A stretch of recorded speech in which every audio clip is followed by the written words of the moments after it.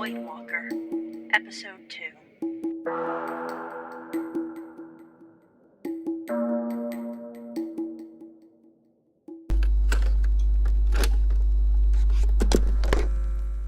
Hello, it's Krishna Karna again. I just woke up, so I guess this is day 2. I'm sweaty, cold sweats I think. I don't know if I'm the only person that gets those, but anyways, part of me was just expecting to wake up back at my house, but I'm still here judging by the complete darkness. I was cradling the tape recorder when I woke up, and I think I remember talking into it last night. It's a little bit hard to keep a steady timeline. But anyways, on a normal day, I'd wake up in my bed, and then get dressed and brush my teeth and set off for the day. Those little rituals and all the changes of what's going on around me made it easy for me to recount when everything happens. And surely the clocks and the rising and setting sun helped too. Now it's a bit like I'm spending all day in my room. It's a bit like after my mother passed away. I understandably got sad, and on my work leave, I found it easiest just to sit in my room all day and do nothing. I don't regret, but I felt the lack of routine made my days hard to differentiate. It's only natural. Our minds crave structure. And if I'm going to be stuck here for a while, I should make a structure of my own. I mean, I could meditate and maybe do some stretches and exercising. I'm sure some aerobatics would make me feel less cold. I could even come up with some stories or poems and really practice my creativity. Get those juices flowing, you know? And it kind of reminds me of... Okay, and look, I know it might seem unrelated, but when I first saw the movie Groundhog Day, I didn't take it in a way of existential dread. Malaysia told me that it made her so scared to wake up on the same day. She was so terrified to lose the impact her actions had. Oh, but I should be honest, it wasn't the movie Groundhog Day. It was a little show we were shown in school about learning safety with a bear, I think? Yeah, and each time he would do something unsafe, he would wake up the same morning. It's essentially Groundhog's Day situation. Plus, that's a way more recognizable name. I barely remember the first one anyways. She was also a little scared of the bear puppet, so I'm sure that didn't help. Golly. Oh, she cried after class was done, and I gave her a hug. I told her it was okay, but it was kind of an empty statement. I always thought getting stuck in a Groundhog's Day situation would be awesome. Sure, it would eventually wear on me, but it was an opportunity to learn so much. I was a bit of a gifted kid, if you couldn't tell. Never as smart as Malaysia, but definitely smart nonetheless. I thought if I had days or just some weeks to learn, I could get ahead of everyone else. I thought I could spend years on the same day reading every book in the library, and once I finally cracked the code and made it to the next day, I'd be so smart and popular. I may not be in a Groundhog's Day situation, but that doesn't mean I can't learn. I don't have a library of books, but I have myself. And look, I may not be a Buddhist, but I always found the idea of being able to understand the world just by understanding yourself to be mesmerizing. At least I think that's what Buddhism is, at least. Golly, I hope that wasn't offensive. It's comforting treating all of this like an opportunity. It feels less taxing. Huh. You know, maybe I should try meditating. I'll get back to you when I'm done.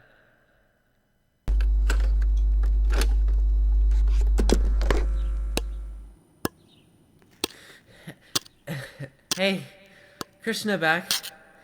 I think meditating helped.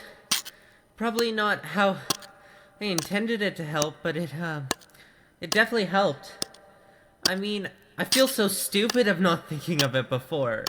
But I'm gonna dig a hole. It's like one of those prison escape movies.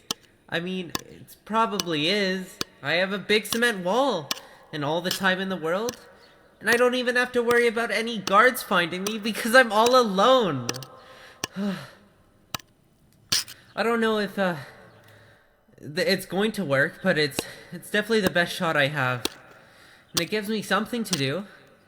I'm using a corkscrew right now. It's part of my Swiss Army knife. Yeah. The way it pulls out gives me the rest of it to hold on to as a handle.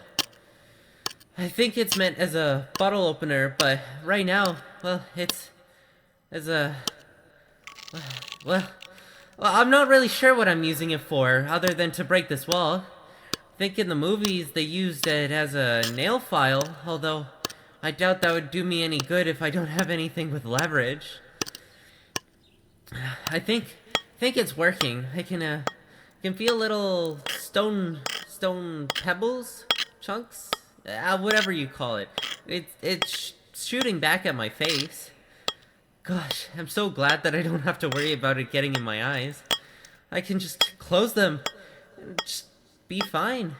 It's not like they were helping me to see in the first place. And I've gotten into a pretty good...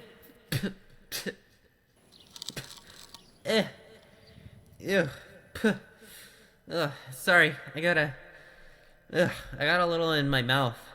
Not the greatest flavor. As I was saying before, I've gotten into a pretty good rhythm. It feels like dancing, actually.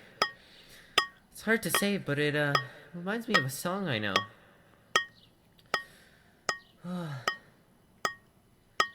When I was a boy, my mom would put me on her lap and play a song. It didn't have a name. She would just hit the keys in a way I liked. And it was soothing, soft, beautiful. I think it grew up alongside me. It became a song, a simple one. In actuality, I don't think my mom ever knew how to play the piano. She just knew how to hit the notes in a way they sounded beautiful. They had character, charm, even form. It was like a masterpiece. I don't know how to play the piano. When I was 10, my mom sold the piano. She barely used it anymore once I got into school, but she played the song one more time for me before it went away. I remember the song very well. Years later, I played it for Malaysia. She had to sit there while I messed up again and again. And then I finally got it. She smiled, laughed. Such a sweet girl.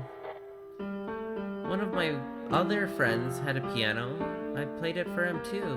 Santano, actually. He knew how to play the piano. And he's one of the best pianists I know to boot. I just went along and he helped me. It almost felt like he heard the song before, like it was actually a completion of something that had gone its entire life alone. And then he deconstructed it. Not with words or hands or writing or anything else, but the notes he played. He tore apart every melody.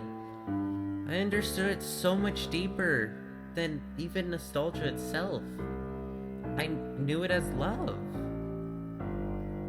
Santano is a very, very talented pianist.